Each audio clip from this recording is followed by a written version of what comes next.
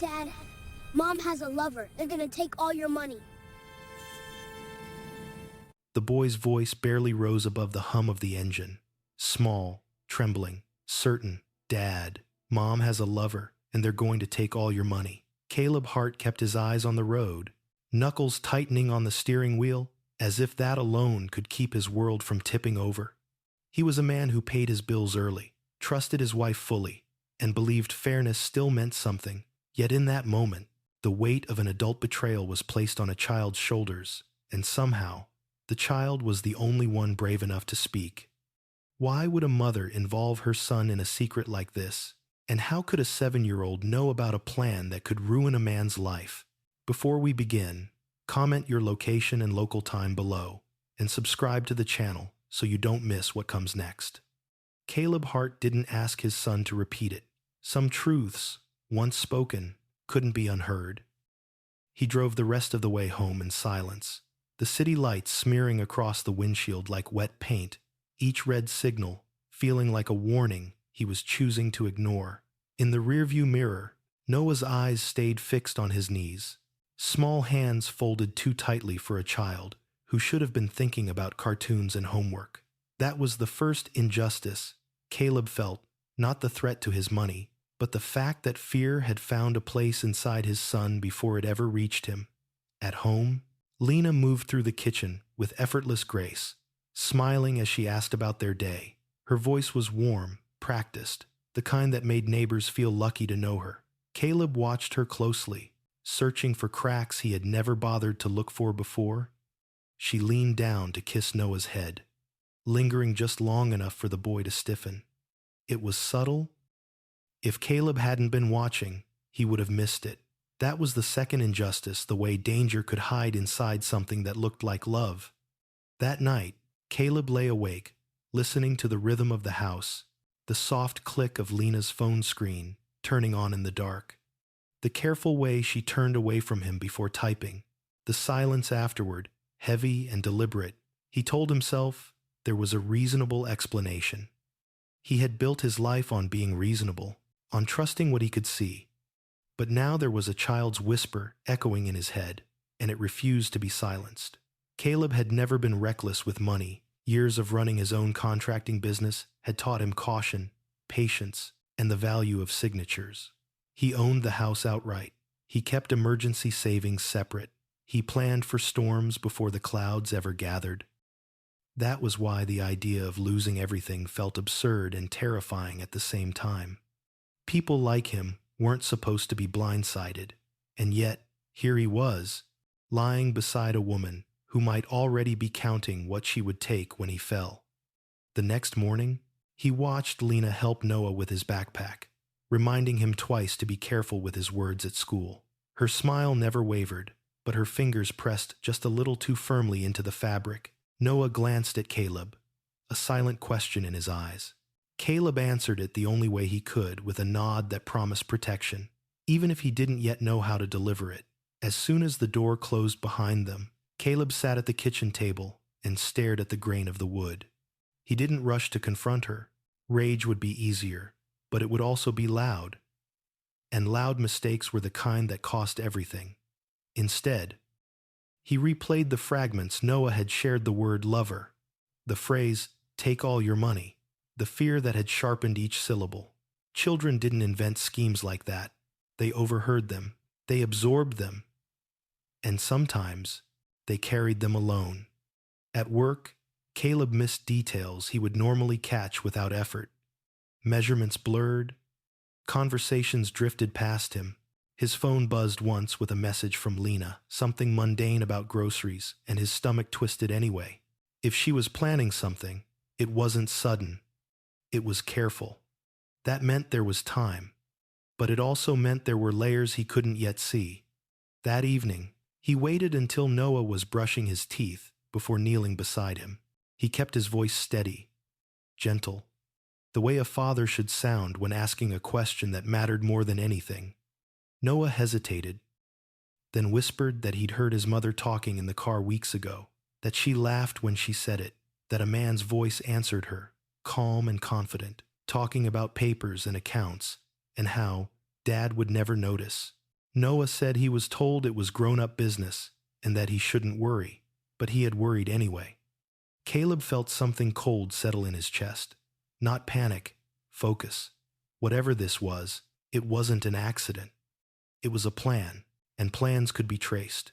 He tucked Noah into bed and sat there long after the light was off, watching his son finally drift into sleep. The unfairness of it all pressed down on him. The betrayal, the manipulation, the way innocence had been used as camouflage. Somewhere in the house, Lena's phone chimed again. Caleb didn't move.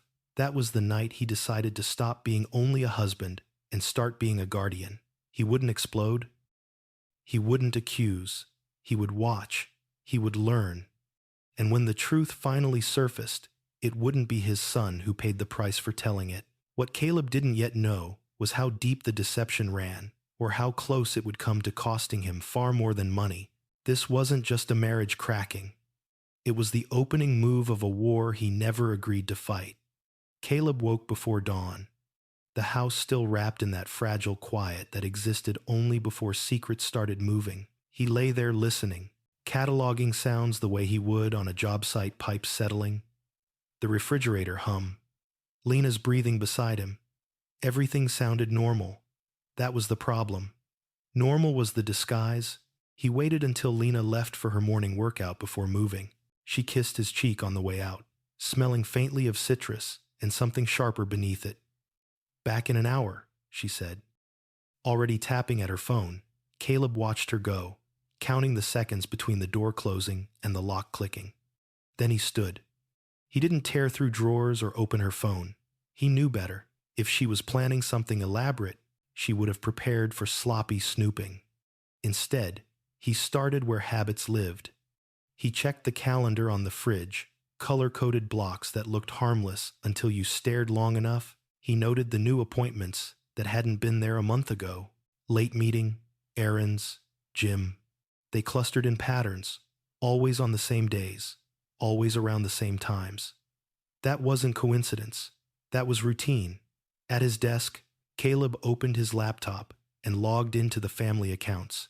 He moved slowly, like someone entering a room he might need to exit quickly. The balances were mostly the same. That eased him until it didn't. He noticed the withdrawals first because they were small. Too small to trip alarms. Too frequent to be random. He followed the trail through statements. Building a timeline, each transaction had a twin somewhere else. A cash withdrawal paired with a purchase that didn't show up at home. Points redeemed for hotel stays. Ride shares charged on nights she claimed to be working late. It wasn't proof of theft. Not yet, but it was proof of lying. When Lena returned, flushed and energetic, Caleb was making coffee. He smiled, handed her a mug, asked about her workout. She talked easily, confidently. That confidence was new. It felt practiced. He asked about her day. She asked about his. Their words danced around the truth like strangers at a party, careful not to collide. After she left again, this time for work, Caleb drove Noah to school. The boy sat quietly, watching the houses pass. Caleb didn't press him. He didn't need more details yet. What he needed was safety. At the drop-off, Noah hesitated before opening the door. "Dad," he said softly. "Mom gets mad when I ask questions." Caleb swallowed and nodded. "You can always ask me," he said. Noah nodded back, reassured enough to go. Caleb spent the day watching Lena, without letting her know she was being watched. He adjusted his schedule so he could pass by the gym at the time she claimed to be there. Her car wasn't always present. He drove by the office building where she said she worked late. The lights were off. He didn't follow her directly. He let the gaps speak. That evening, Lena placed a folder on the kitchen counter and slid it toward him with a bright smile. "Insurance updates," she said. "Boring stuff. Can you sign tonight? The agent needs it first thing." Caleb felt the air tighten. He didn't touch the folder. "I'll look at it after dinner," he said casually. Her smile flickered, barely perceptible. "It's standard," she said. "You trust me, right?" There it was, the oldest lever in the room. Caleb nodded and took the folder to his office. He closed the door, sat, and read every page. The language was dense, intentionally so.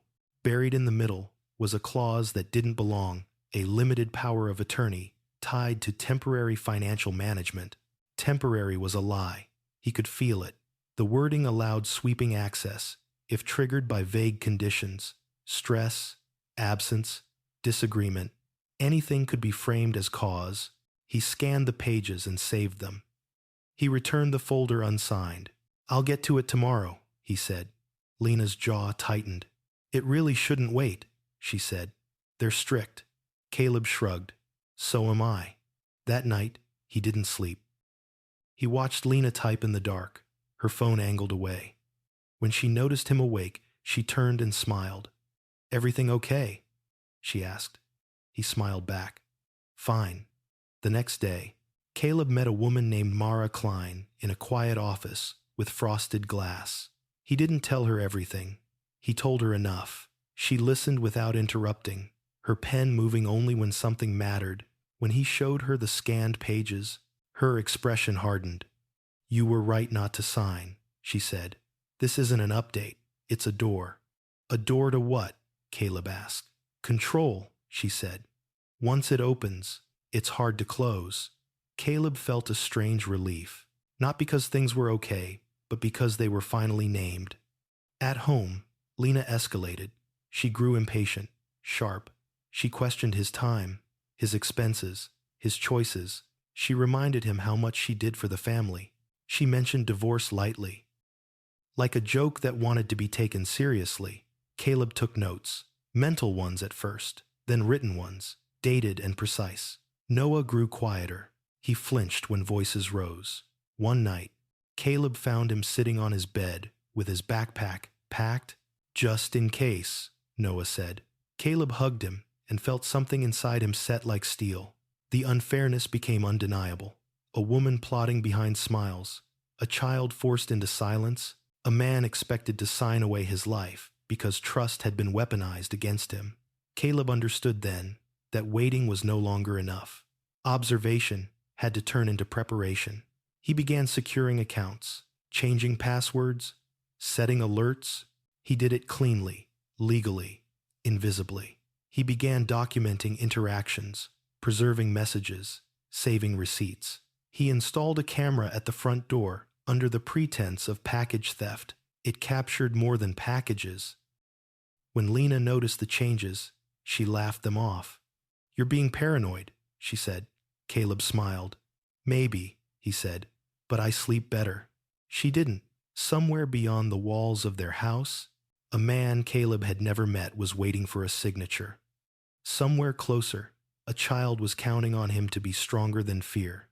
And somewhere inside Caleb, a line had been crossed that could never be uncrossed. This wasn't just about money anymore. It was about who would tell the story of what happened next, and who would be believed when it ended. Caleb learned quickly that silence could be louder than confrontation. The less he reacted, the more Lena filled the space with herself. She talked more. She explained less. She slipped up in places she didn't realize mattered. It started with the car. One evening, she mentioned needing to borrow his truck the next morning because hers was making a noise. She said it lightly, already assuming his agreement. Caleb nodded without comment. At dawn, he watched from the kitchen window as she backed out of the driveway. She didn't go toward the mechanic. She turned the opposite way. Caleb waited 10 minutes, then followed at a distance. He kept 2 cars between them on the highway, changed lanes when she did, memorized exits. Years of managing crews had taught him how to watch without being seen. Lena drove with confidence, not the hesitating turns of someone unsure where they were going. She exited near the riverfront district, an area filled with offices that catered to people who moved money quietly. She parked behind a low-rise building with mirrored windows. Caleb didn't pull in. He drove past, circled once, then parked half a block away. From there, he watched her walk toward the entrance, phone already pressed to her ear, smiling before anyone could see her. He didn't need to see who she met. The place itself was an answer. Back home, Caleb checked the front door camera. It showed Lena leaving earlier than she claimed, returning later, sometimes changing clothes in the car before coming inside. Once, she adjusted her hair and practiced a softer expression before opening the door. That moment stayed with him. Love didn't need rehearsal. Noah noticed things too. He asked why Mom was nice loud sometimes and quiet mean at others. Caleb told him adults were complicated, then hated himself for how weak that sounded. He scheduled an appointment with a child counselor under the guise of school support, careful to keep it routine, safe. The counselor listened to Noah describe his worries in the careful language of a child who didn't want to get in trouble. He spoke about secrets, about being told some things were grown-up games, about promises that came with gifts. The counselor's notes were precise. Caleb saw the concern behind her calm professionalism. At dinner that night, Lena announced a weekend trip. Work thing, she said. Networking, she said it while serving Noah his food. Eyes on Caleb, he asked where. She named a city 2 hours away. He nodded, asked which hotel. She hesitated, then named one. Later, Caleb checked. No booking under her name, no conference scheduled that weekend. He called Mara again.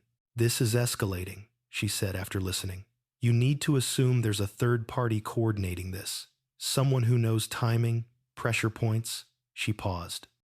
And you need to protect your son first. Everything else comes second. Caleb felt that truth settle deep.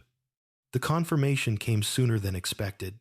On Friday afternoon, while picking up materials from a supplier, Caleb noticed a silver sedan parked across the street. It had been there before twice, maybe 3 times, always idling, always gone when he looked again. This time, it stayed. The driver stepped out. The man was polished in a way that suggested money didn't scare him. Tailored jacket, calm smile. He crossed the street with purpose. Caleb Hart, the man asked. Caleb didn't answer immediately. He took in the details, the watch, expensive but understated. The ring, black stone set in silver. The faint scent of cologne that arrived before the handshake. Who's asking? Caleb said. Grant Vale, the man replied easily. A mutual acquaintance suggested we talk. Caleb's pulse stayed steady. I don't have mutual acquaintances who ambush me in parking lots. Grant laughed softly, unbothered. Fair enough. I advise people on financial transitions, big changes. I think we can help each other. Caleb met his eyes. There was no shame there, no fear, only calculation. I'm not interested, Caleb said. Grant tilted his head, studying him. Most people are. Eventually, he stepped back, hands raised in mock surrender. Think about it. He walked away, unhurried. That night, Lena came home late. She was humming, buoyant, as if something had gone well. She mentioned the weekend again, adding details she hadn't before. Caleb listened, filing away inconsistencies. When she went to shower, he checked the phone records he had access to. A new number appeared frequently, unlisted, repeated calls, always before or after her meetings. It said. He didn't dial it. Instead, he packed a bag for Noah. When Lena left early Saturday, Caleb took Noah to Ivy's house. His sister didn't ask many questions. She saw the tension in Caleb's face, the way Noah clung to him. Stay as long as you need, she said, back home alone. Caleb spread his notes across the table. Dates, times, statements, the power of attorney document, the bank alerts. Grant's appearance wasn't coincidence. It was pressure, a move meant to remind Caleb he wasn't alone in this, that someone was counting on his hesitation. Caleb didn't hesitate. He drove to the riverfront building Lena had visited and walked inside. The directory listed a consulting firm under a neutral name. He didn't announce himself. He stood in the lobby, watching people come and go. After 30 minutes, Grant appeared, laughing with a receptionist. When he saw Caleb, the smile faltered for the first time. Bold, Grant said, approaching. I was wondering when you'd connect the dots. Caleb leaned closer, voice low. Stay away from my family. Grant's smile returned. Thinner now. That depends on your wife. The words landed exactly where Grant intended. Caleb left without another word. He didn't need more confirmation. He had it all. Now the lover, the planner, the scheme tightening around his life. What he needed next was leverage. He returned home and sat in the quiet house, listening to the echo of footsteps that weren't there. He thought about trust, how easily it could be twisted into a weapon, how loyalty could be used as a blindfold. He thought about Noah, sleeping safely across town, unaware of how close danger had come. Caleb opened a new folder on his laptop and labeled it with a single word: evidence. The war he hadn't agreed to was no longer theoretical. Lines had been drawn, and this time, Caleb would decide where the story went next. Caleb didn't rush the counterattack. He understood something Lena and Grant clearly did not. People who believed they were winning always made mistakes when no one seemed to be fighting back. So, he let the silence stretch. He let routines continue. He let Lena believe her pressure was working. She returned from the weekend trip glowing, telling stories that didn't quite align, different names for the same restaurant, a hotel view that didn't exist. Caleb nodded, smiled, asked questions that sounded casual, but weren't. Each answer gave him a little more rope. The front door camera became his quiet ally. It recorded Lena leaving late at night, after claiming she was exhausted, returning hours later with different clothes folded over her arm. Once, it captured Grant standing just out of frame, close enough that his voice carried. He said something about timing. Lena laughed. The sound made Caleb's stomach twist, not because it hurt, but because it clarified. He stored everything in the evidence folder, duplicating it to a secure drive Mara had recommended. He labeled files plainly, without emotion. Dates mattered more than feelings now. At Ivy's house, Noah began to breathe easier. He slept through the night. He laughed again. The counselor noted the change and asked gentle questions. Noah admitted he felt lighter not being home. Caleb hated what that meant, but he was grateful for the honesty. Protection, he realized, sometimes looked like distance. Lena noticed the shift immediately. She called Ivy under the guise of concern, then accused Caleb of turning his sister against her. When that didn't work, she turned to Noah. "You miss Mommy, right?" she asked during a supervised visit. Caleb arranged carefully. Noah looked to his father before answering. That glance, small, instinctive, told Caleb everything he needed to know. Grant escalated next. Caleb found a thin envelope taped to his office door at work. Inside was a single page. A polite proposal outlining options if Caleb wanted a clean resolution. The language was smooth, legal adjacent, threatening without ever saying so. It mentioned liens. It mentioned audits. It mentioned how messy things could get for a small business owner if certain narratives took hold. Caleb folded the page and put it in his pocket. He didn't tear it up. He didn't respond. He brought it straight to Mara. "This is intimidation," she said, eyes narrowing. "And it's sloppy. He's overreaching." "Good," Caleb said. "Then we're close." They planned carefully. Caleb would not provoke. He would document. He would secure. And when the moment came, he would let Lena and Grant reveal themselves. Lena tried a softer approach that evening. She cooked his favorite meal, lit candles, spoke about the early days of their marriage. She apologized for being stressed. She asked if they could reset. The performance was flawless. A month ago, it might have worked. Caleb listened, then said, "I want transparency." She froze. "Just for a second." "What do you mean?" she asked. "I mean," he said evenly, "no more rushing papers. No more secrets. If there's nothing to hide, that shouldn't be a problem." Her eyes hardened. "You're accusing me." "I'm asking," he replied. She pushed back from the table, anger flaring. "This is exactly why people leave," she snapped. "Distrust. Control." Caleb stood, calm. "I'm not controlling you. I'm controlling what I sign." She stormed out, slamming the door hard enough to rattle the frames. The camera caught her pacing in the driveway, phone to her ear. Grant's voice carried again, sharper this time. "Then push him," he said. "He'll fold." Caleb didn't fold. He took the next step Mara had suggested, quietly separating operational finances for his business, alerting vendors to verify any changes directly with him, placing fraud alerts with institutions that mattered. He did everything by the book, leaving no room for accusations of concealment. Lena noticed the walls going up and panicked. She accused him of hiding money. She demanded access. When he refused, she threatened divorce outright. She said she'd make sure he never saw Noah again. The words were poison. Caleb recorded the call, hands steady, heart pounding. That threat changed the shape of everything. Caleb filed a motion through Mara for temporary custody arrangements, citing concerns documented by the counselor and the recorded intimidation. It wasn't an attack, it was a shield. When Lena was served, her reaction was volcanic. She screamed. She cried. She accused Caleb of betrayal with the irony of someone who had forgotten what the word meant. Grant called again, abandoning subtlety. "You're making this expensive," he said. "There are easier ways." Caleb finally spoke to him directly. "You picked the wrong family," he said, voice low and controlled.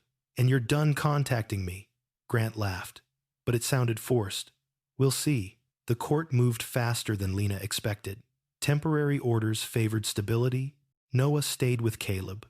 Lena's visits were scheduled and supervised. The judge's tone was neutral but firm. "We will proceed carefully," she said, "for the child's sake."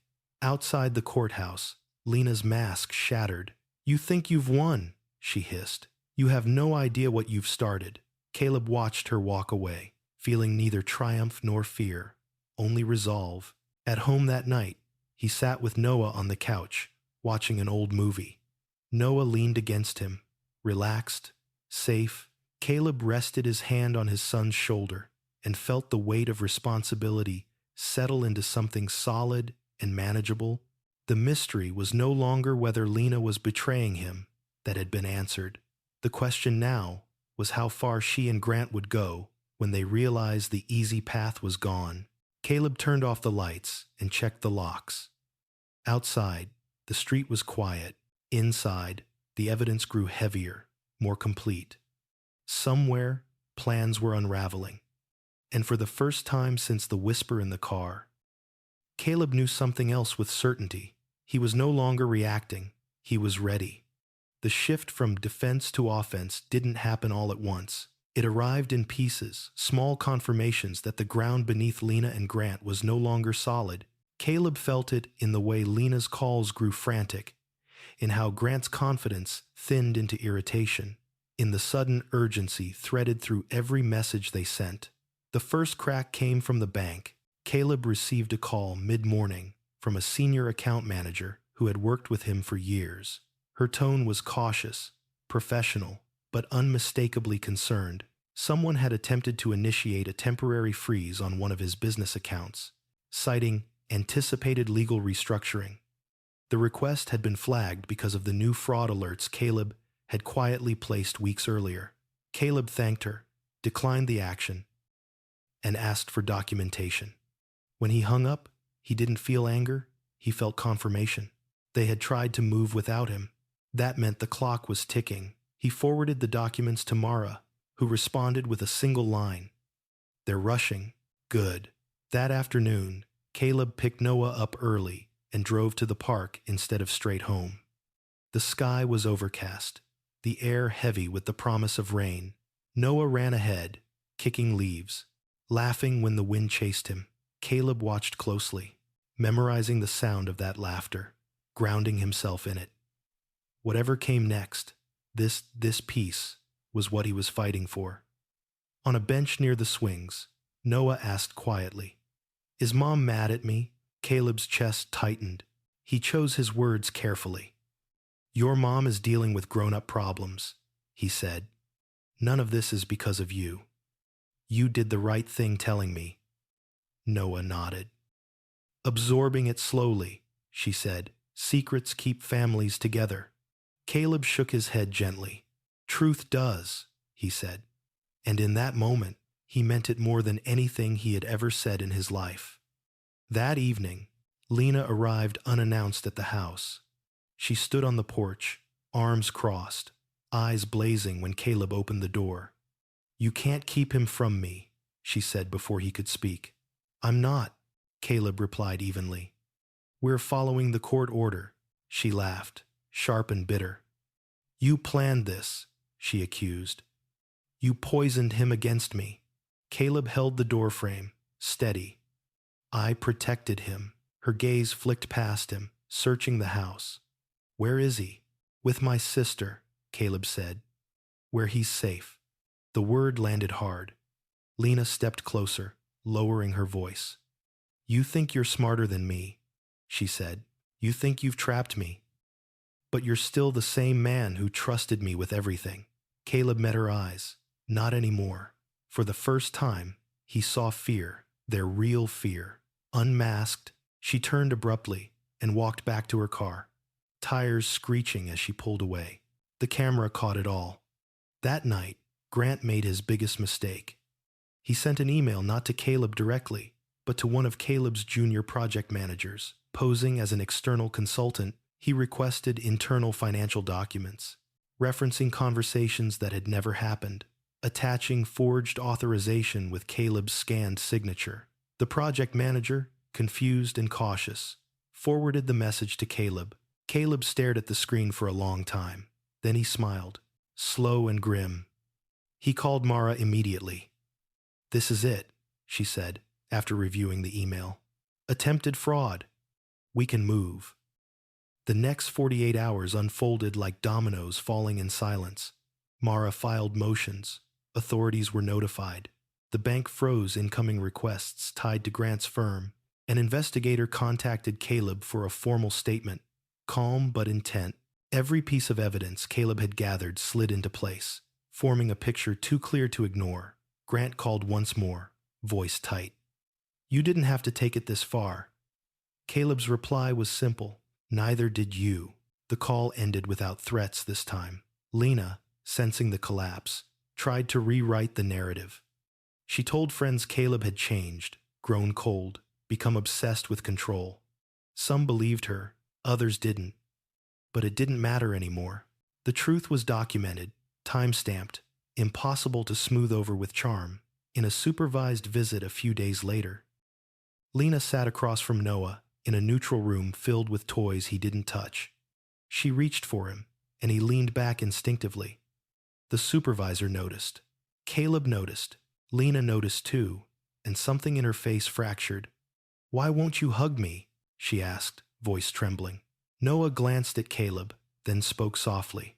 "Because you told me not to tell Dad the truth." The room went still. Lena opened her mouth, then closed it again. There was no response that could undo what had just been said. Afterward, in the car, Noah asked, "Is it almost over?"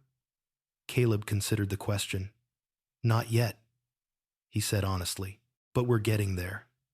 At home, Caleb added the email, the forged authorization, the recorded calls to the evidence folder. It was thick, now heavy with truth. He backed it up again, then closed the laptop and sat in the quiet for the first time in weeks.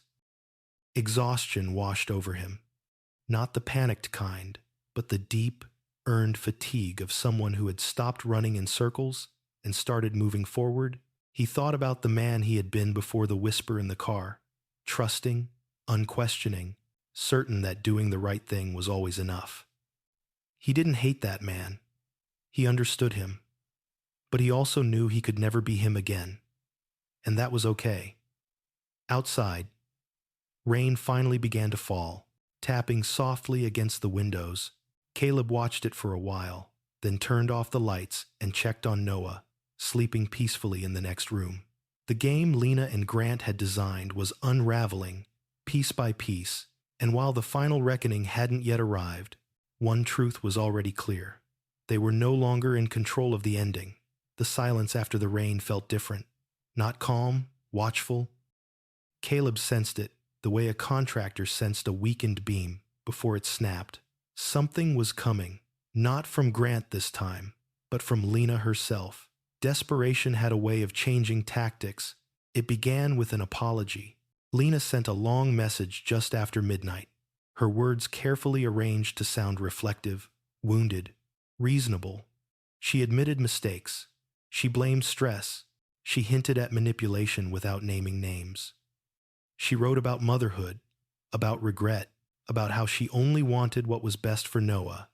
She ended by asking to talk, just the two of them, like adults. Caleb read the message once and set the phone down. He didn't respond. Apologies that arrived after consequences were not bridges. They were exits. The next morning, Mara called with an update that sharpened everything. Grant's firm was under preliminary investigation. The forged authorization had triggered a broader look into his recent activities. Accounts were being reviewed. Phones were being subpoenaed. If he's smart, Mara said, he'll try to cut a deal. If he's desperate, Caleb replied, he'll try to cut Lena loose. That possibility settled uneasily in Caleb's chest. He wasn't wrong. By afternoon, Lena's tone had changed. She arrived at Ivy's house unexpectedly, insisting she had a right to see her son. Ivy refused to let her in without the supervisor present. Lena shouted from the porch, accusing Caleb of kidnapping, of brainwashing, of turning everyone against her. Neighbors watched through curtains. Phones came out. The supervisor documented everything. When Lena finally left, her composure was gone. The mask had shattered in public. That night, Grant called Caleb again.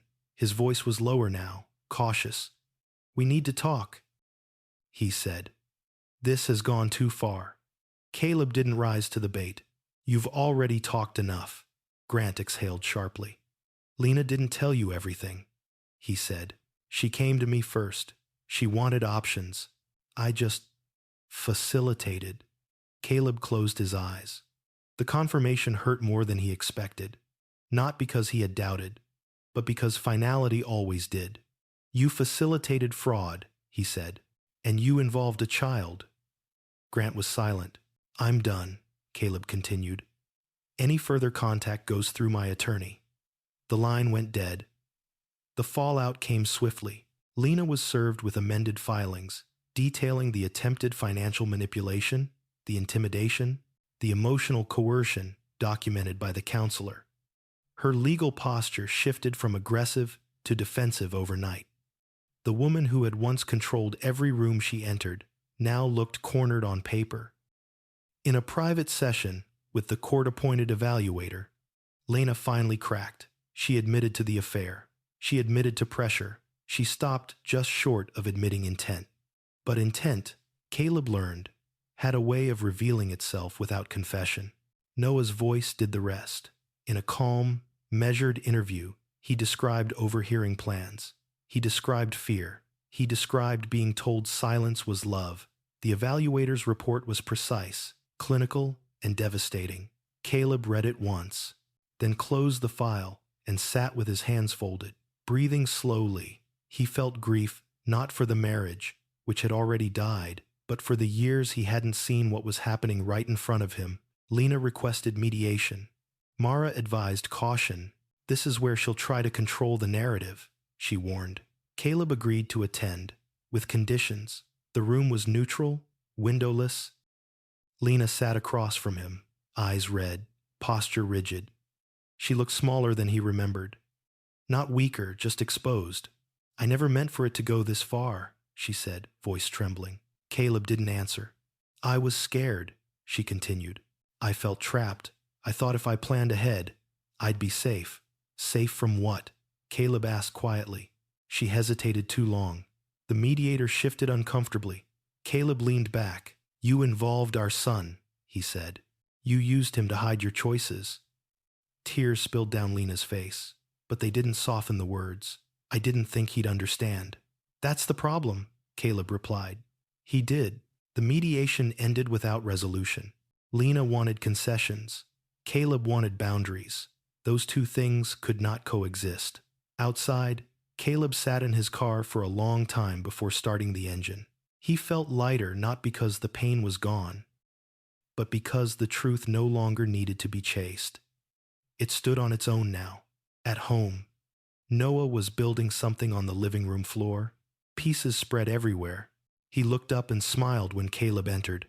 "I'm making a fort," he said. "For us?" Caleb knelt beside him, helping connect the pieces.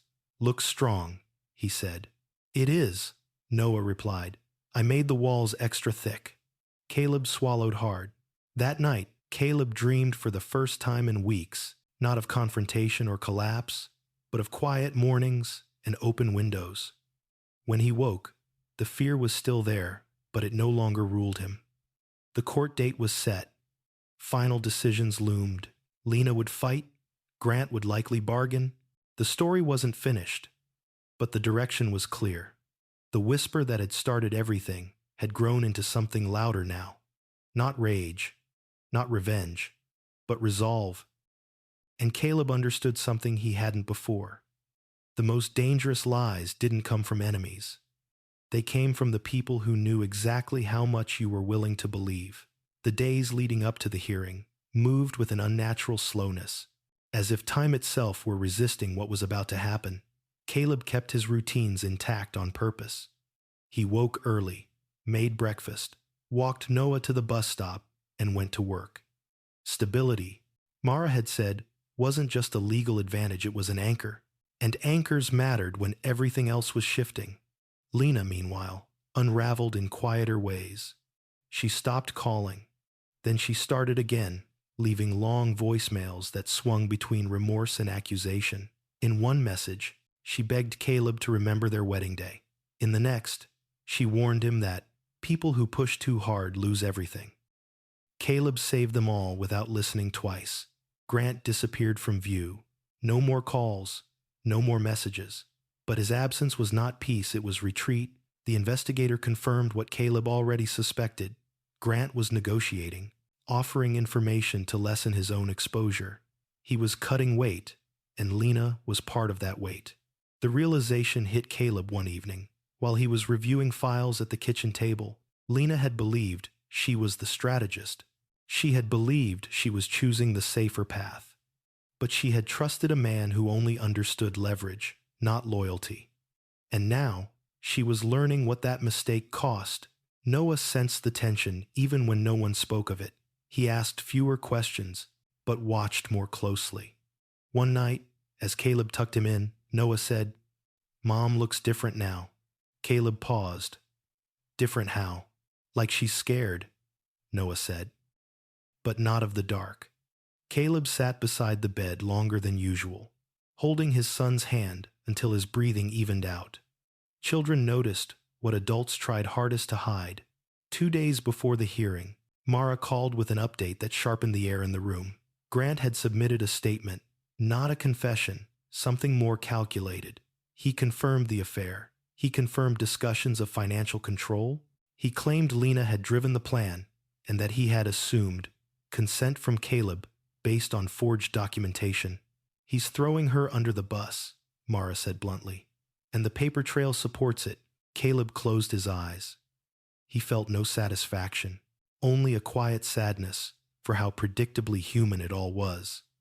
The night before court, Lena showed up again.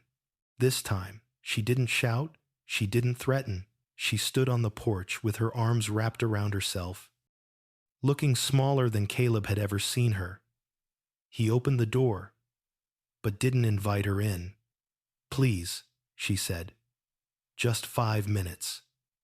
Caleb considered the camera, the court order, the risk. Then he stepped outside and closed the door behind him. She spoke quickly, words tumbling over each other. "Grant lied to me. He promised protection. He said you'd be fine, that it was just paperwork. I never wanted to hurt Noah." Caleb listened without interrupting. "I can fix this," she continued. "I'll cooperate. I'll say whatever they need me to say. Just don't take my son from me." Caleb felt the familiar pull, the instinct to rescue, to absorb damage so others didn't have to. It was the same instinct that had kept him blind for so long. "You already made your choices," he said quietly. "Now the court will make theirs." Her face collapsed. "You're punishing me." "No," Caleb replied. "I'm protecting him." She reached for his arm. He stepped back. When she left, she didn't look back. Court day arrived gray and heavy. The building felt colder than it should have, the air thick with whispers and shuffling feet. Lena sat at her table, flanked by counsel, eyes fixed straight ahead. She didn't look at Caleb. The proceedings unfolded methodically. Evidence presented, statements read, the counselor's report summarized, the investigator testified. Grant's written submission entered into record. Then came Noah's voice recorded, gentle, uncoached. He spoke of secrets, of fear, of loving both parents and being asked to choose silence. The courtroom didn't move while it played. Caleb stared at the floor, jaw clenched, letting the truth stand without embellishment. When the judge finally spoke, her voice was calm, precise. She acknowledged the complexity. She named the harms. She outlined boundaries. Primary custody to Caleb, supervised visitation to Lena, financial protections put in place immediately. Lena broke, then quietly, shaking, hands covering her face. Caleb didn't look at her. He looked straight ahead, breathing through the ache in his chest. Outside, the sky had cleared slightly. Noah waited with Ivy across the street. When he saw Caleb, he ran. Caleb caught him mid-step and held him tightly, longer than usual. "Is it over?" Noah asked. Caleb knelt, meeting his eyes. "The hardest part is," he said. Noah nodded, satisfied with the honesty. In the weeks that followed, life didn't magically soften, but it stabilized. The house felt lighter. Mornings were quieter. Caleb returned to work fully, focused again. Noah laughed more freely. The counselor noted progress. Lena complied with the orders at first. Grant faded from relevance, swallowed by his own consequences. The story that had once threatened to consume Caleb's life began to shrink into something manageable. One evening, Caleb found the old folder Lena had once slid across the counter, the unsigned papers still inside. He stood over the trash can, then paused. Instead of throwing them away, he shredded them carefully, page by page. It felt symbolic, necessary. Caleb understood now that healing wasn't about erasing what happened. It was about learning to live without the weight of denial, about choosing clarity even when it hurt, about teaching a child that truth was not something to fear. And as he turned off the lights that night, the house quiet and safe, Caleb knew something else too. Some stories don't end with forgiveness. They end with boundaries. And sometimes, that was the most loving ending of all. The weeks after the ruling settled into a fragile rhythm, one that looked peaceful from the outside but still carried aftershocks beneath the surface. Caleb learned quickly that winning in court did not mean winning back a sense of normal. It meant learning how to live in the quiet after chaos, where memories had too much room to speak. Lena followed the rules at first. She arrived on time for supervised visits, dressed carefully, voice soft, eyes guarded. She spoke to Noah as if she were afraid of saying the wrong thing, which, in a way, she was. Every word was noted. Every reaction mattered now. The control she once wielded so effortlessly was gone, replaced by a brittle politeness that fooled no one. Noah struggled with the visits more than Caleb expected. He grew withdrawn afterward, retreating into silence, building his fort again and again, reinforcing the same walls. The counselor explained it gently. Children didn't process betrayal as events. They processed it as feelings that returned without warning. Caleb adjusted. He shortened evenings after visits, made space for quiet instead of questions, let Noah set the pace. He learned that healing wasn't linear. It looped, stalled, and surprised you when you least expected it. Then Lena made her second mistake. She began to talk, not in court, not to lawyers, to people. At first, it was subtle comments slipped into conversations with mutual friends, vague references to being pushed out and misunderstood. Then it sharpened. She suggested Caleb had manipulated the system, that he'd exaggerated, that she was being punished for a single lapse in judgment. The story shifted depending on who was listening. Caleb heard about it through Ivy, then through a contractor who'd known both of them for years. "She says you planned this," he said carefully, "that you were hiding money all along." Caleb didn't react. He documented. Mara warned him. This phase often followed loss of control. She's trying to reclaim narrative power, she said. But narratives without evidence collapse under their own weight. Still, Caleb understood the danger. Reputation mattered, and lies, repeated often enough, could create their own damage.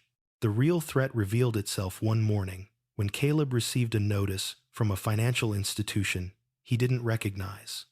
Someone had attempted to open a line of credit in his name unsuccessfully, thanks to protections already in place. But the attempt itself carried a message. Lena wasn't done. Caleb met with the investigator again, providing the new notice along with screenshots of messages Lena had sent to acquaintances, attempting to provoke statements that could be twisted into claims of instability or misconduct. The investigator nodded grimly. "She's fishing," he said, "and she's reckless." That recklessness extended to Noah. During one supervised visit, Lena leaned close and whispered something that made Noah stiffen. The supervisor intervened immediately, documenting the interaction. Noah later told Caleb what was said. "She told me if I said I missed her, things could go back to normal," he whispered. "She said you'd be less mad." Caleb closed his eyes, anger burning hot and controlled. That wasn't longing. That was manipulation. Mara moved swiftly, filing for stricter boundaries. The court agreed. Visits were shortened. Communication was limited further. Lena's access narrowed with each misstep. Cornered again, Lena lashed out where she believed it would hurt most. She contacted Caleb's biggest client. The email was emotional, unhinged, full of half-truths and implications.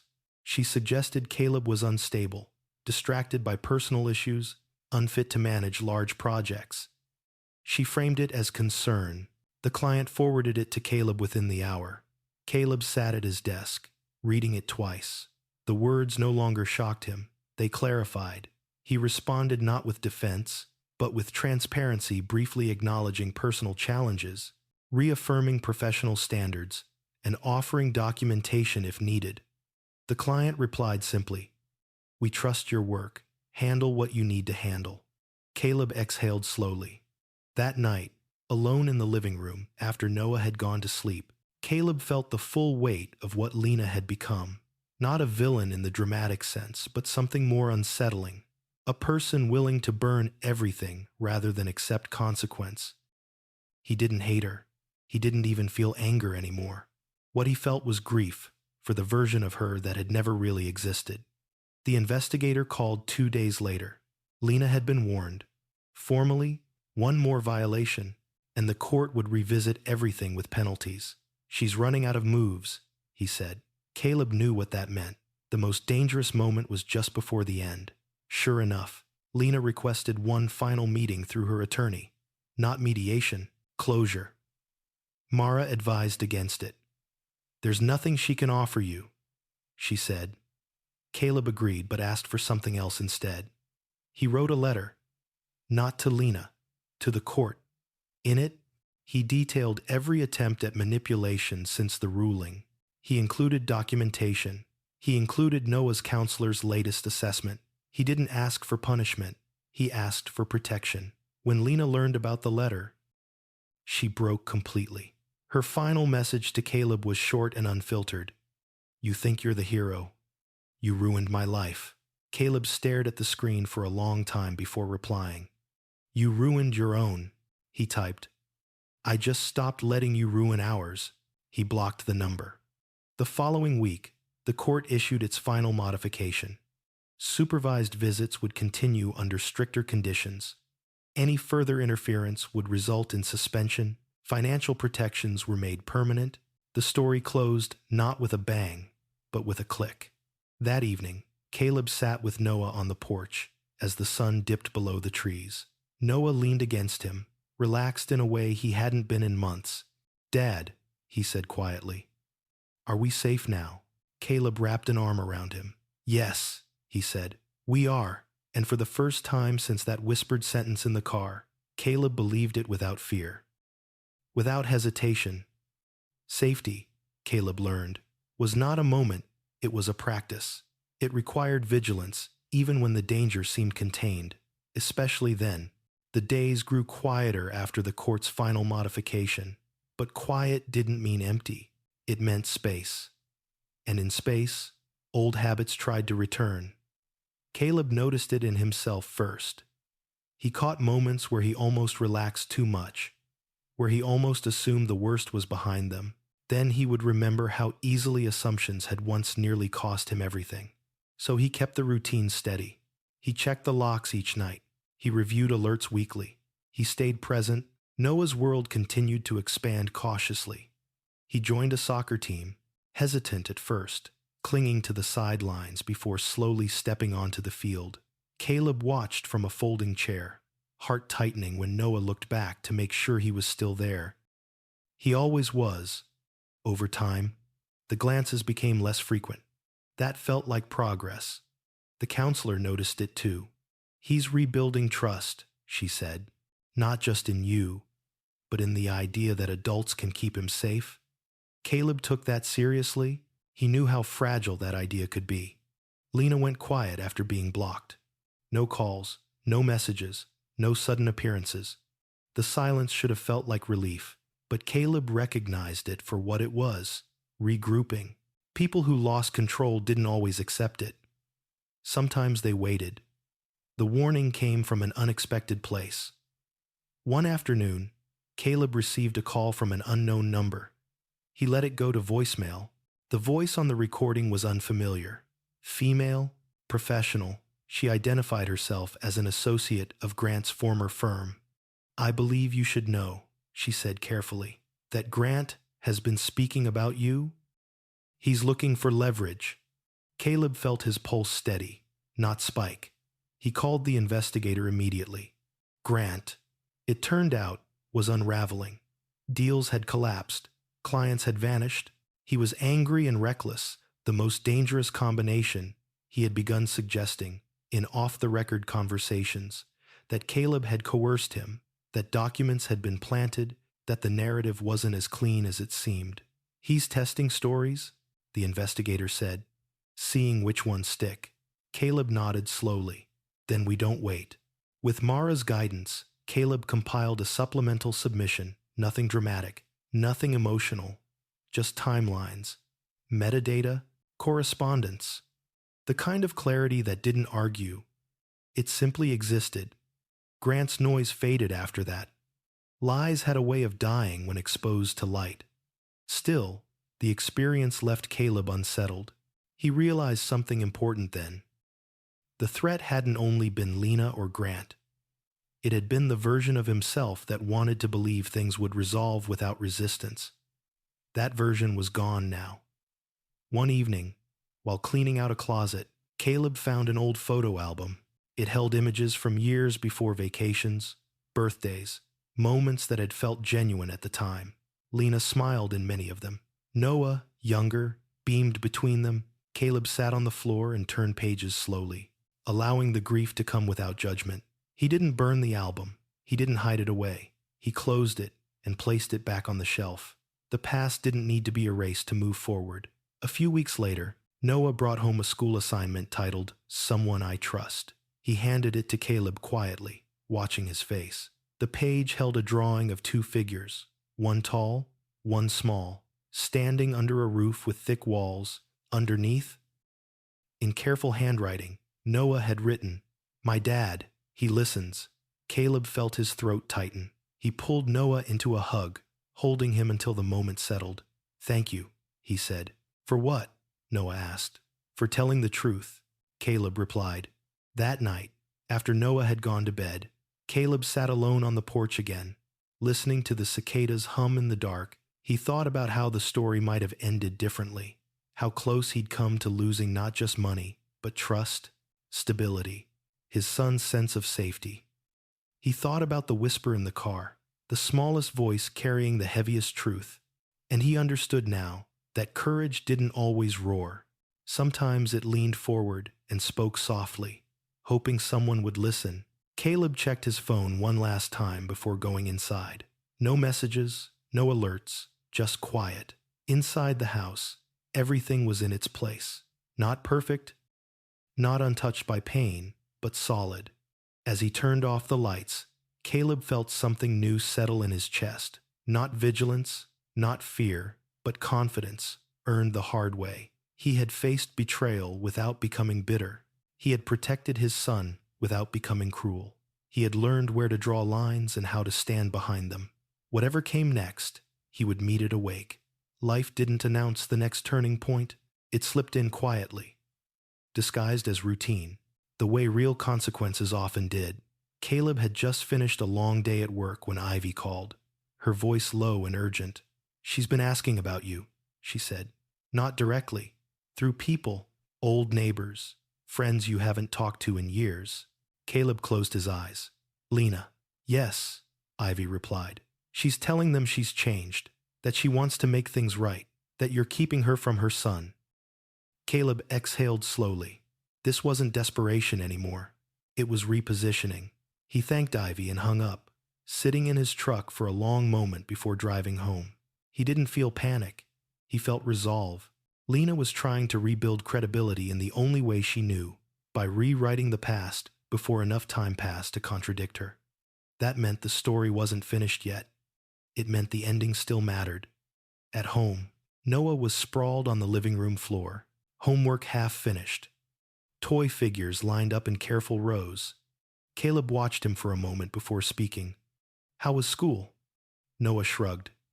"Okay. Just okay. One kid said my mom doesn't live with me because my dad's mean."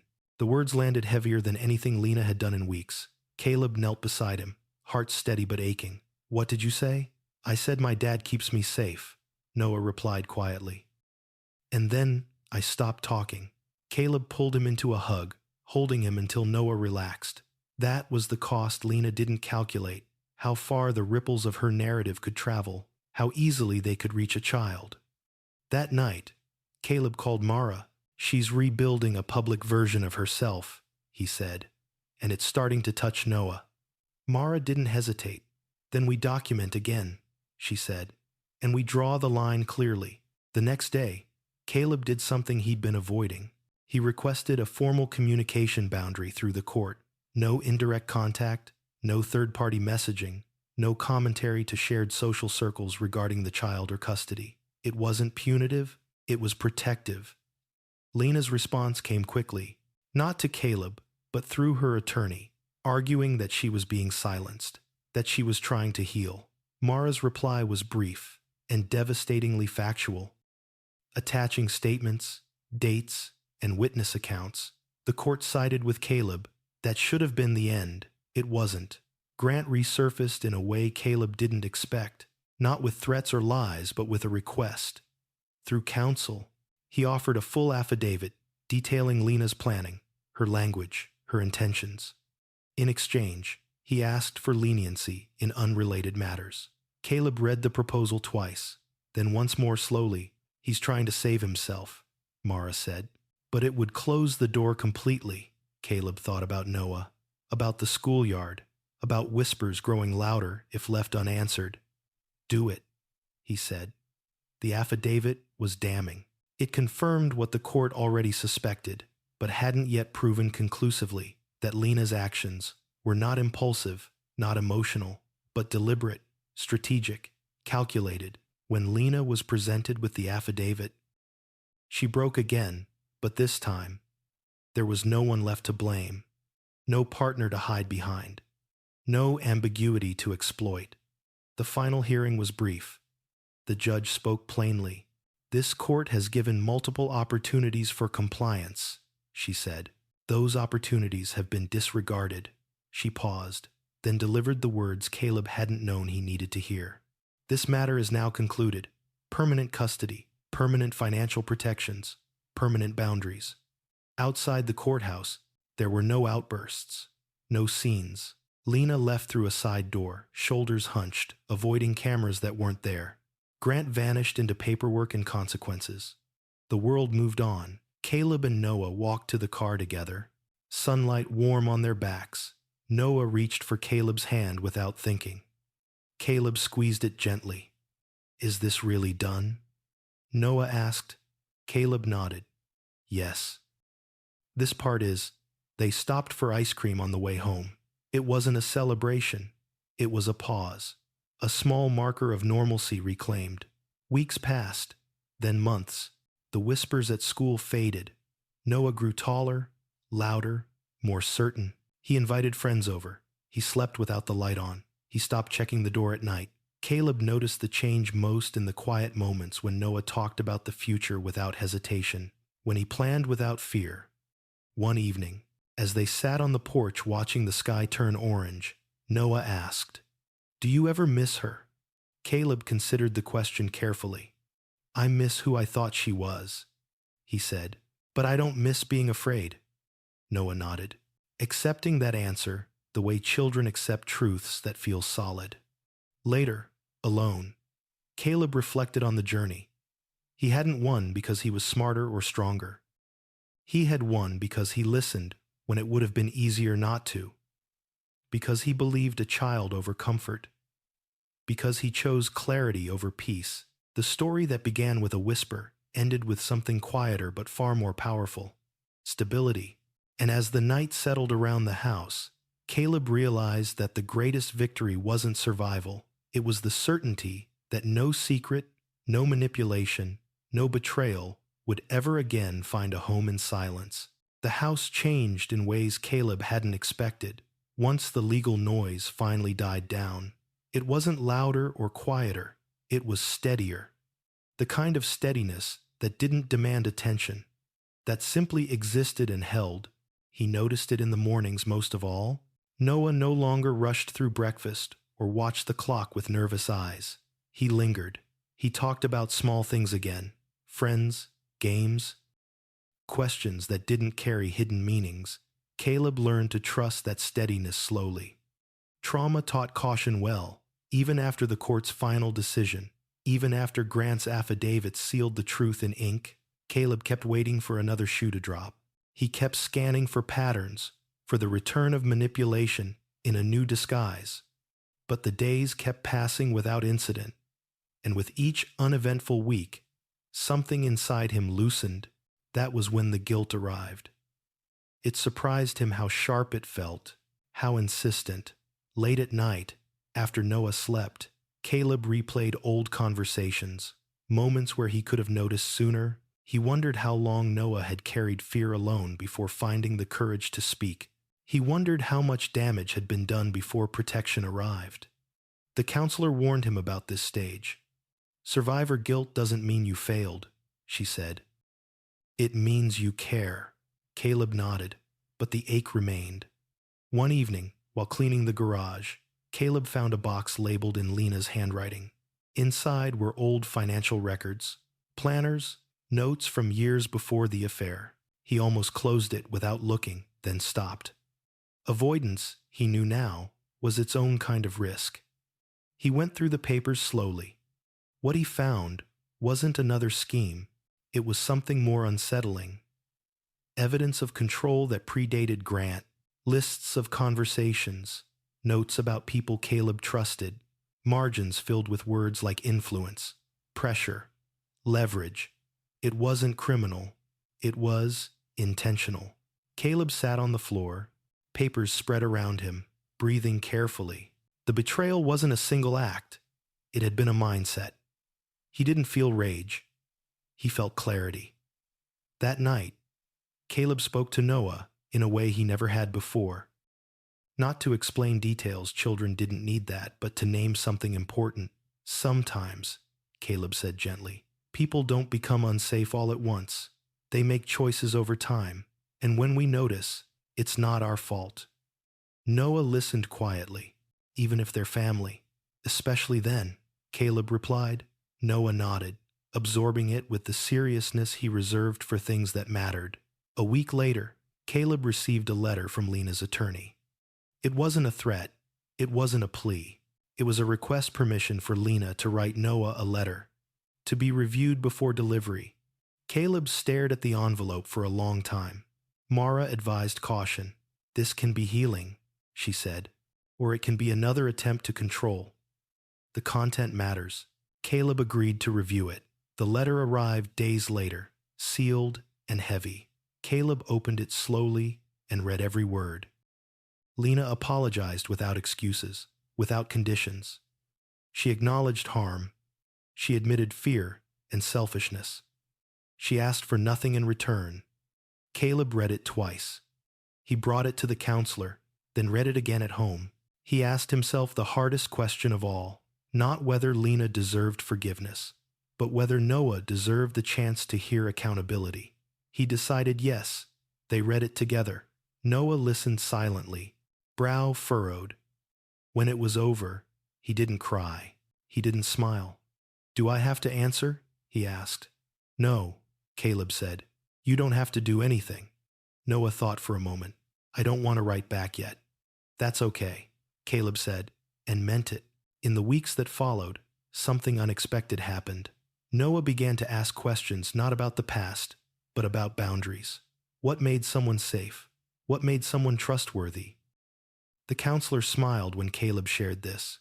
"He's building his internal compass," she said. Caleb worked on his own too. He attended a support group for people who had experienced betrayal, trauma. He listened more than he spoke. He learned that vigilance didn't have to mean isolation, that strength didn't require hardness. Grant's name surfaced one last time, in a brief update from the investigator. Charges resolved, penalties assessed, influence diminished. It closed a door Caleb hadn't realized was still open in his mind. The season changed. Leaves fell. Mornings cooled. The house filled with the sound of homework and quiet music, of life resuming its ordinary pace. One night, Noah asked a question that stopped Caleb cold. "Dad," he said, "if I hadn't told you, what would have happened?" Caleb didn't answer right away. He chose honesty. "Not fear. I don't know," he said. "But you did tell me, and that changed everything." Noah nodded, satisfied. Caleb tucked him in and stood in the doorway longer than usual, watching his son drift into sleep. He thought about how courage had entered their lives, not loudly, not heroically, but as a whisper that refused to be ignored. He turned off the light and walked back into the quiet house, no longer scanning for danger, no longer bracing for impact. Some lessons, he understood now, didn't come wrapped in relief. They came wrapped in responsibility, and Caleb was ready to carry it. Healing did not arrive as a clean line forward. It arrived sideways, in small tests of trust that appeared when Caleb least expected them. One of those tests came in the form of an invitation. It was from the school, an overnight field trip scheduled months in advance, postponed and now reinstated. Noah brought the permission slip home with excitement edged by hesitation. "You don't have to say yes," he said quickly, already bracing. Caleb studied the paper. A year ago, he would have signed without a second thought. Then came the whisper, the unraveling, the vigilance that followed. The instinct to protect tightened in his chest. They talked it through. What the trip involved, who would be there, how Noah felt. The counselor encouraged it gently. "Trust grows when it's practiced safely," she said. Caleb signed. The night Noah left, the house felt too quiet. Caleb paced, then stopped himself, reminding his body that quiet was not danger. He checked his phone once, then set it face down. When the call finally came, Noah laughing, breathless, telling him about stars and tents. Caleb felt something loosen that he hadn't known was still clenched. That was the moment he understood. Protection wasn't about holding tighter. It was about knowing when to let go. A different test arrived weeks later, less gentle and far more complicated. Lena's attorney filed a motion not to change custody, but to adjust supervision parameters. The request was narrow, carefully worded, backed by reports of compliance and counseling attendance. Caleb read the filing slowly. He felt the old surge of alertness, the need to scan for traps. Mara joined him in that reading, line by line, asking the right questions. "This isn't an ambush," she said. "It's a step. You can oppose it, or you can condition it." Caleb went home and talked with Noah. He didn't frame it as a decision he was making for him. He framed it as information they would consider together. Noah listened, thoughtful. "I don't feel ready yet," he said. "That's enough," Caleb replied. They opposed the motion, attaching Noah's statement and the counselor's recommendation. The court agreed to wait. Lena complied without protest this time. The absence of resistance said more than any argument could. Caleb noticed the change in himself then. He was no longer preparing for a fight. He was evaluating choices. That difference mattered. At work, opportunities began to open that Caleb had quietly postponed. A larger contract, a chance to expand, he accepted cautiously. Building buffers, trusting his systems, success felt different now, less urgent, more grounded. One afternoon, while reviewing project plans, Caleb received an email from a name he didn't recognize. It was brief and respectful. A woman introduced herself as Grant's former associate, the same one who had warned him months earlier. She wrote to say she was leaving the industry, seeking something more honest, and that she wanted him to know his restraint had mattered. "You didn't have to destroy anyone to protect your family," she wrote. "That's rare." Caleb read the message twice and archived it. He didn't reply. Some acknowledgments didn't require response. At home, Noah's questions grew more philosophical. "How do you know who to trust?" he asked one night. Legs swinging from the couch, Caleb thought carefully. "You watch what people do when they think no one is watching," he said. "And you notice how you feel around them. Safe feels calm, unsafe feels tight." Noah nodded, considering. "I feel calm with you." Caleb smiled, heart full and heavy all at once. The next turning point arrived quietly, like most of them did now. Lena sent another letter, again through proper channels, again reviewed before delivery. This one was shorter. She acknowledged Noah's pace. She stated her intention to continue therapy. She asked for nothing. Caleb shared it with the counselor. They decided to hold it, not forever, just for now. Boundaries, Caleb had learned, were not punishments. They were promises kept. Spring arrived. The yard filled with new growth. Caleb and Noah planted a small garden together, hands in the soil, talking about what plants needed to thrive. Water, sun, space, patience. The parallels were not lost on either of them. One evening, as they washed up after dinner, Noah looked up suddenly. "Dad," he said, "if someone says sorry, does that mean everything goes back to how it was?" Caleb dried his hands and knelt. "No," he said gently. "It means they see what they did. What happens next depends on whether their actions change and whether you're ready." Noah considered that. "I think I'm still growing," he said. Caleb smiled. "Me too." That night, Caleb sat on the porch long after the lights went out, listening to the familiar sounds of the neighborhood. He thought about the man he had been, how certainty had once looked like safety, how trust had once been automatic. He didn't regret becoming more careful. He regretted only that caution had come through pain. But pain, he knew now, could also teach discernment. The story that had threatened to swallow them had narrowed into a lesson he carried forward. Listen early, document quietly. Protect without spectacle. Heal without erasing truth. Inside, Noah slept soundly, the house holding them both. Caleb stood, locked the door, and turned off the porch light. Tomorrow would come. And with it, choices, not crises, choices. That, more than anything, felt like freedom. Freedom changed the way time felt. Days no longer pressed in on Caleb from all sides. They opened outward, offering room to choose rather than react. Still, he knew better than to confuse calm with closure. Some endings asked to be witnessed. The invitation came as a notice from the court procedural, brief, a final compliance review. No new motions, no arguments scheduled, just confirmation. It felt ceremonial, but ceremonies mattered. They marked what had been survived and what would no longer be revisited. Caleb attended alone.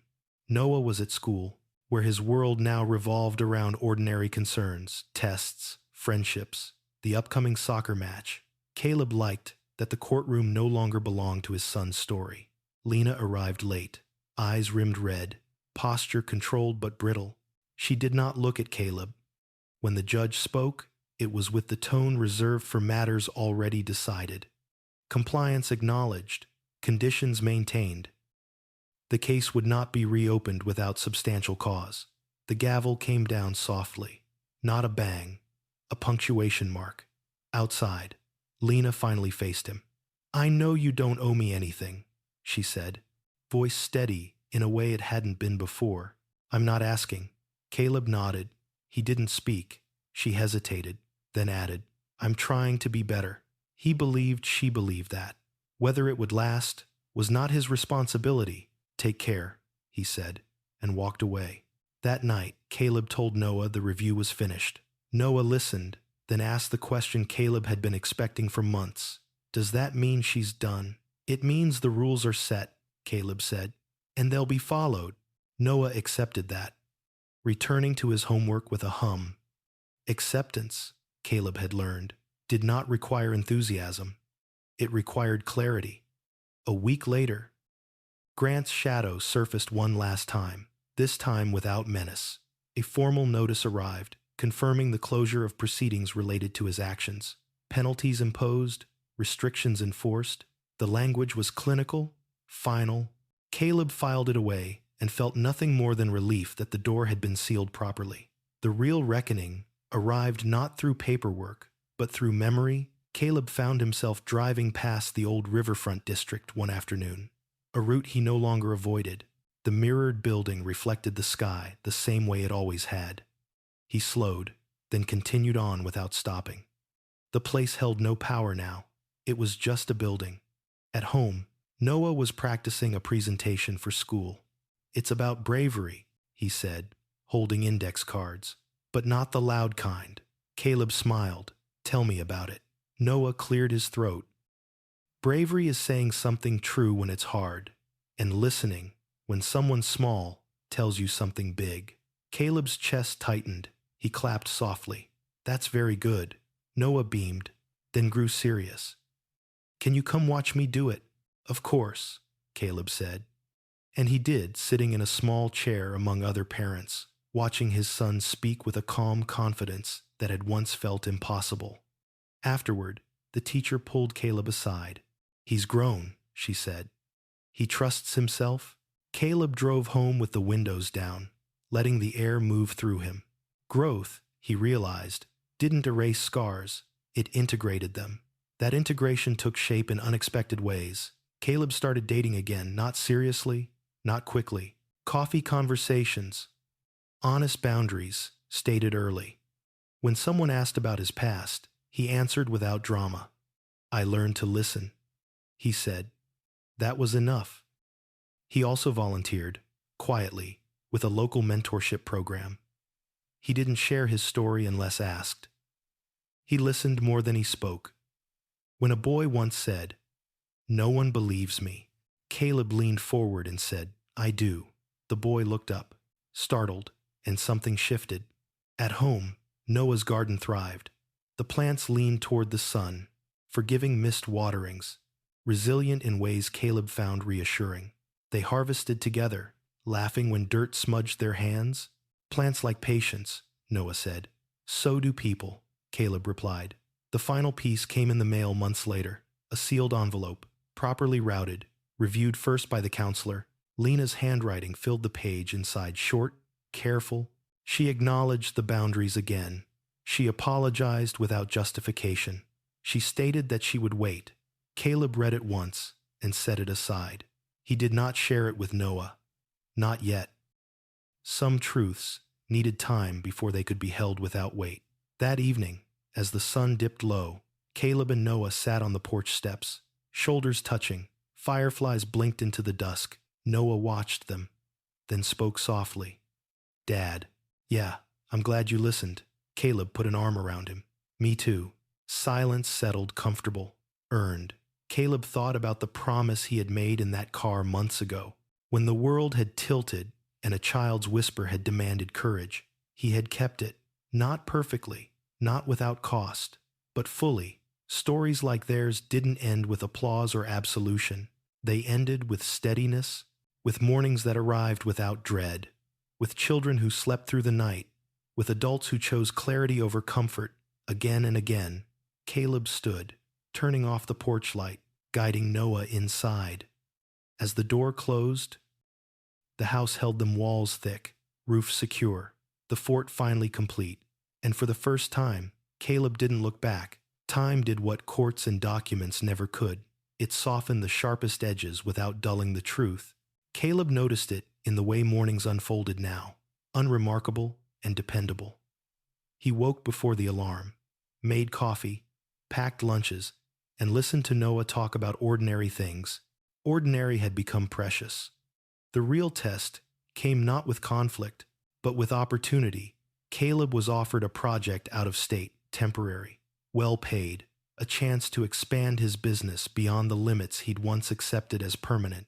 A year ago, he would have declined without hesitation, afraid to leave Noah, afraid of disruption. Now he paused, considered, and then talked it through. They sat at the kitchen table, papers spread between them like a map. Caleb explained where he'd be. How long? Who would help? Noah asked questions, practical ones. Who would drive him to practice? Who would make pancakes on Saturdays? Caleb answered each carefully, not promising perfection, only presence. I don't want you to miss stuff, Noah said. I won't, Caleb replied. And if I do, I'll make it right. They decided together.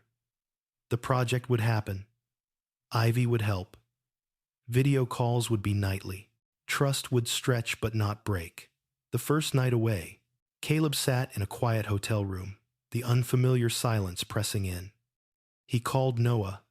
They talked about homework and jokes and the way the house sounded without him. When the call ended, Caleb realized something important. Separation no longer felt like danger. It felt like distance with a return planned. That understanding stayed with him. Back home between trips, Caleb noticed Noah's independence blooming. He made his own breakfast sometimes. He invited friends over without checking first. He forgot to call once, just once, and then remembered, laughing as he apologized. Caleb laughed too. This was what growth looked like. It wasn't clean. It was human. Lena remained present at the edges, compliant, restrained. Supervised visits continued without incident. Reports remained neutral. Caleb didn't watch for failure anymore. He watched for patterns. The absence of manipulation held. Whether it would last was still unknown, but for now, it was enough. One afternoon, Caleb received a message from the counselor asking if he'd consider a joint session, short, structured, focused on Noah's needs, not reconciliation, alignment. Caleb didn't answer immediately. He sat with the question, weighing risk against benefit. He asked Noah how he felt. Noah thought for a long moment. If you're there, he said. And if I can stop, Caleb agreed. The session was brief and careful. Lena spoke slowly, choosing words as if they were glass.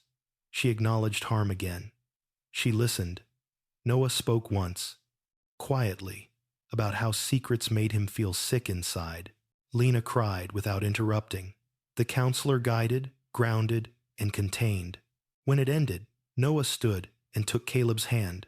That was the signal. Outside, Lena didn't ask for more time. She said goodbye and left. Caleb felt the familiar tightening in his chest, and then, unexpectedly, release. Not forgiveness, not trust. Closure of a different kind. The drive home was quiet. Noah stared out the window, thoughtful. How do you feel? Caleb asked. Tired, Noah said, but lighter. Caleb nodded. That makes sense. Weeks passed. The project concluded successfully. Caleb turned down another offer, choosing balance over momentum. He wasn't afraid of ambition anymore. He just understood its cost better. The school year ended with a small ceremony. Noah stood on a stage and received a certificate, not for grades, but for courage. The teacher's words were simple. He speaks up, she said. Caleb clapped until his hands hurt. That night, they celebrated with takeout and a movie, sprawled on the couch. Halfway through, Noah fell asleep against Caleb's shoulder. Caleb didn't move. He let the moment settle, aware of how rare and fleeting such stillness could be. Later, after carrying Noah to bed, Caleb sat alone in the living room. He thought about the man he had been when this story began, confident, trusting, Certain that good intentions were enough, he didn't judge that man. He honored him for what he tried to protect, but he also honored the man he had become, someone who listened early, acted quietly, and chose his child over comfort. Someone who learned that love without boundaries was not kindness, but risk. A message buzzed on his phone.